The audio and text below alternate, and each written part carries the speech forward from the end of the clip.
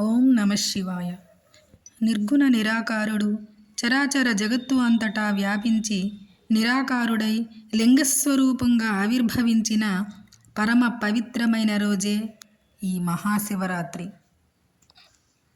మహాశివరాత్రి ఎందుకు జరుపుకోవాలి? దీని అసలు రహస్యమేమిటి? ఈ పండుగ వెనుక ఉన్న కథను ఇప్పుడు చెప్పుకుందాం. ప్రతి కథలోనూ ఒక అంధకార శక్తి అవతరిస్తుంది. ఈ కథలో ఆ అంధకార శక్తి తారకాసురుడు. ఇతను మామూలు రాక్షసుడు కాదు, ఏకంగా దేవతలనే గడగడలాడించి విశ్వశాంతికే పెద్ద ముప్పుగా తయారయ్యాడు. అవును, తారకాసురుడు చాలా శక్తివంతమైన రాక్షస రాజు. తన అపార శక్తితో 3 లోకాలను అధీనంలోకి తీసుకున్నాడు. ఆ కథ ఏమిటో ఇప్పుడు చెప్పుకుందాం.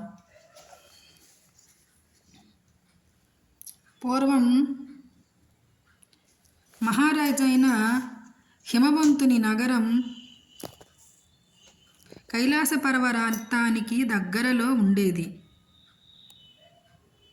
హిమవంతుడు స్వర్గలోక మహిళలను ప్రేమించి వివాహం చేసుకున్నాడు. వారికొక కుమార్తె పుడుతుంది. ఆమె పేరే పార్వతి. ఆమె పర్వతాలకు రాజైన హిమవంతుడు కూతురు అవ్వడం వలన ఆమెకి పార్వతి అనే నామకరణం చేశారు.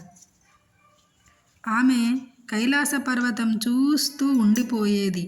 ఆమెకు శివుడంటే చాలా ఇష్టం. ఎప్పటికైనా శివుణ్ణి వివాహం చేసుకోవాలి అనే కోరిక ఉండేది. నారదుడు హిమవంతుడి దగ్గరకు వచ్చి, నీ కూతురు పార్వతికి శివుడంటే చాలా ఇష్టం, శివుడికి ఇచ్చి వివాహం చేయి అంటాడు. కానీ హిమవంతుడికి శివుడంటే అస్సలు ఇష్టం ఉండదు. ఆ వివాహం చేయటం అసలు ఇష్టమే లేదు. ఆయన పార్వతీదేవి మనస్సు మార్చడానికి ఎన్నో ప్రయత్నాలు చేస్తాడు. కానీ పార్వతీదేవి ఎన్ని ప్రయత్నాలు చేసినా నేను శివుడినే పెళ్లి చేసుకుంటాను అని అంటూనే ఉంటుంది. అప్పుడు హిమవంతుడు, నా కూతురు మిమ్మల్ని వివాహం చేసుకోవాలి అనుకుంటుంది. ఇక నుండి పార్వతీదేవి మీ సేవలు చేసుకుంటుంది అంటాడు. ఇదంతా శివుడు ధ్యానం చేసుకుంటూ వింటాడు. అప్పటి నుండి పార్వతీదేవి శివుడికి సేవలు చేస్తూ శివుణ్ణి పొందడానికి ప్రయత్నం చేస్తూనే ఉంటుంది. ఎంత ప్రయత్నం చేసినా శివుడు ధ్యానంలోనే ఉంటాడు. ఇదంతా ఒక పక్క జరుగుతుంటే ఇంకో పక్క తారకాసురుడు అనే రాక్షసుడు ఒక వరాన్ని పొందుతాడు. అది ఏమిటంటే, నా మరణం కేవలం శివుని కొడుకు చేతిలోనే ఉండాలి అని. శివుడు భార్య సతీదేవి. ఆవిడ మంటల్లోనే దూకి చనిపోయింది కదా. ఇప్పుడు ఈ తారకాసురుణ్ణి చంపటం ఎలా అని దేవతలంతా ఆలోచిస్తారు. దీనికి ఒకటే పరిష్కారం, శివుడు పార్వతీదేవిని వివాహం చేసుకోవటం. ఈ వివాహం చేసుకోవటం అనేది దేవతలందరికీ అత్యంత ముఖ్యమైన పని అయిపోయింది. అప్పుడు బ్రహ్మదేవుడు ఎలాగైనా శివపార్వతులను కలపాలి అని నిశ్చయించుకొని మన్మధుడికి చెప్తాడు. సరే అని మన్మధుడు ఒప్పుకొని మన్మధుడు అనే బాణాన్ని ప్రయోగిస్తాడు. తన ప్రేమ బాణాన్ని శివుడు ఛాతీ మీదకు వదులుతాడు. 100 సంవత్సరాల నుండి ధ్యానం చేస్తున్న నాకు భంగం కలిగిస్తావా అని కోపంతో తన 3వ కన్ను తెరుస్తాడు శివుడు. మన్మధుడు భస్మమైపోతాడు. అప్పుడు దగ్గరే ఉండి చూస్తున్న మన్మధుడి భార్య పార్వతీదేవికి, నీకు సంతానం కలగదు అని శపిస్తుంది. కానీ తారకాసురుడు గురించి ఆలోచించి నీవు తల్లివవుతావు, కానీ నీ గర్భం నుండి ఏ పిల్లవాడు పుట్టడు అనుకుంటూ వెళ్ళిపోతుంది. పార్వతీదేవి చాలా బాధపడుతుంది, ఏడుస్తుంది. శివుడు పార్వతీదేవి వైపు కనీసం కన్నెత్తి కూడా చూడకుండా మళ్ళీ ధ్యానంలోకి వెళ్ళిపోతాడు. అప్పుడు పార్వతీదేవి శివుణ్ణి పొందాలంటే ధ్యానం చేయాలి అని నిశ్చయించుకుని శృంగి తీర్థంలో శివలింగం ముందు కూర్చొని శివుడి నామాన్ని జపిస్తూ 60,000 సంవత్సరాలు ధ్యానం చేస్తూ ఉంటుంది. అలా పార్వతీదేవి ధ్యానం చేస్తూ ఉండగా ఒకరోజు పక్కనే ఉన్న నదిలో ఒక మొసలి చిన్న పిల్లవాడిని పట్టుకొని లాక్కొని వెళ్ళిపోతూ ఉంటుంది. అప్పుడు ఆ కుర్రవాడు అమ్మా అమ్మా నన్ను కాపాడండి అని అరుస్తూ ఉంటాడు. ఆ పిల్లవాడు అమ్మా అని అరవడంలో పార్వతీదేవి పులకరించిపోయి తపస్సు నుండి లేచి పరిగెత్తుకుంటూ నది ఒడ్డుకు వెళ్ళి చేతులు జోడించి పిల్లవాడిని వదిలిపెట్టు అని ముసలిని ప్రాధేయపడుతుంది. 60,000 సంవత్సరాలు నువ్వు శివుడి కోసం తపస్సు చేశావు కదా, ఆ తపస్సు ఫలితాన్ని నాకు ధారపోస్తే ఈ పిల్లవాడిని నేను విడిచిపెడతాను అని అంటుంది మొసలి. అప్పుడు పార్వతీదేవి నవ్వుతూ ఒక్క క్షణం కూడా ఆలోచించకుండా తన తపస్సును ఆ మొసలికి ధారపోస్తుంది. ఇన్ని సంవత్సరాలు ఎంతో కష్టపడి శివుడి కోసం తపస్సు చేశావు కదా, ఇప్పుడు ఎవరో తెలియని పిల్లవాడి కోసం నీ తపశ్శక్తిని నాకు ధారపోసావు.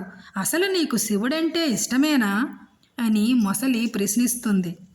ఆ పిల్లవాడు అమ్మా అని నన్ను పిలిచాడు కదా, ఎవరైనా ఆపదలో ఉంటే అమ్మా అని నన్ను పిలిస్తే నేను ఎంత పనిలో ఉన్నా వాళ్ళ కోసం నేనే వచ్చి ఆదుకుంటాను అని పార్వతీదేవి ఆ మొసలితో అంటుంది. ఇక తపస్సు అంటావా, శివయ్య అంటే నాకు ప్రాణం. మళ్ళీ నేను తపస్సు ఎన్ని సంవత్సరాలైనా చేసుకుంటాను, శివుణ్ణి దక్కించుకుంటాను అని అంటుంది.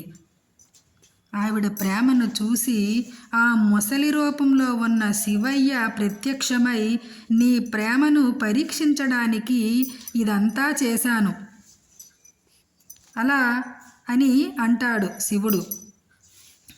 ఆ తరువాత శివుడు పార్వతి కలిసి అలా శివపార్వతుల వివాహమైతే అవుతుంది. ఈ వివాహం చాలా ఘనంగా జరిగింది.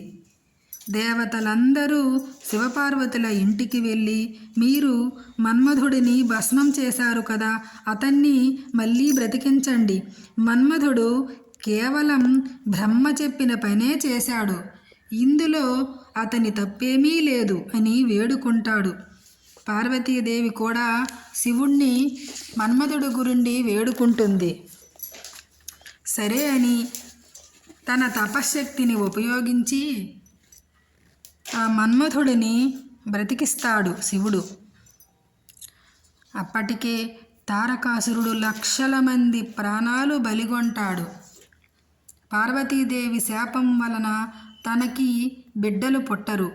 శివపార్వతులు ఒక గుహలోకి వెళ్ళి ధ్యానం చేస్తారు.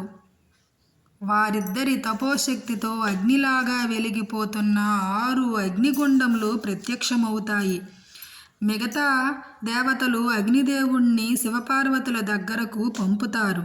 సరే అని శివపార్వతులు ఆ 6 అగ్నిగుండాలను అగ్నిదేవుడిని ఇస్తారు. అగ్నిదేవుడు కూడా ఆ 6 అగ్నిగుండాలను తట్టుకోలేక గంగాదేవిని పిలుస్తాడు. ఆ గంగాదేవికి ఆ 6 అగ్నిగుండాలు ఇవ్వగా ఆమె కూడా తట్టుకోలేక పక్కనే ఉన్న నదిలో ఆ 6 అగ్నిగుండాలను పడివేస్తుంది. ఇదంతా గమనించి పార్వతీదేవే స్వయంగా నీటి రూపంలో వచ్చి ఆ 6 అగ్నిగుండాలను పట్టుకుంటుంది. ఆ 6 అగ్నిగుండములు 6 పిల్లలుగా మారతాయి. ఈ 6 పిల్లలను ఏకం చేసి కార్తికేయ స్వామికి జన్మనిస్తుంది పార్వతీదేవి. అందుకే కార్తికేయ స్వామిని షణ్ముఖుడు అని పిలుస్తారు. ఆ తరువాత షణ్ముఖుడు చిన్న వయస్సులోనే తారకాసురుణ్ణి హతమార్చి తన అవతారం యొక్క లక్ష్యాన్ని నెరవేర్చుతాడు. అందుకే తను తారకాసురుణ్ణి హతమార్చిన రోజునే మహాపర్వదినమైన శివరాత్రిగా మనం జరుపుకుంటాము.